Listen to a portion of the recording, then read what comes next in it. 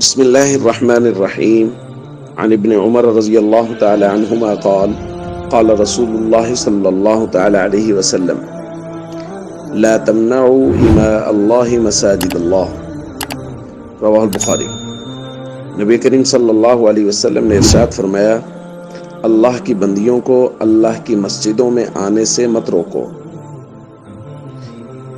दोस्तों, ख़वातीन का मसाजिद में नमाज के लिए जाना, इसके हवाले से दो बड़े अहम पहलू हैं। एक पहलू यह है कि नबी करीम सल्लल्लाहु अलैहि वसल्लम ने फरमाया है कि अगर औरतें जाना चाहती हैं मस्जिद में तो आप उनको मना ना करें, ना रोकें। दूसरा पहलू वो है जिस पर हमने कल बात की थी कि नबी करीम सल्लल्लाहु अलैहि वसल्लम ने ख़वातीन को ये तलकीन फरमाई कि आप घरों में नमाज पढ़ें, वो आपके लिए ज़्यादा बेहतर और ज़्यादा अफजल है।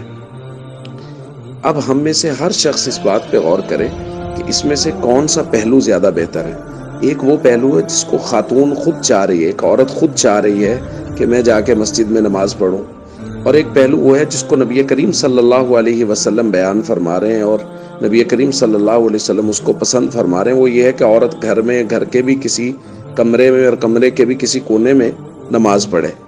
अब जाहिर है हर उम्मती की यही राय होगी कि जो नबी करीम सल्लल्लाहु अलैहि वसल्लम फरमा रहे हैं वही बेहतर है।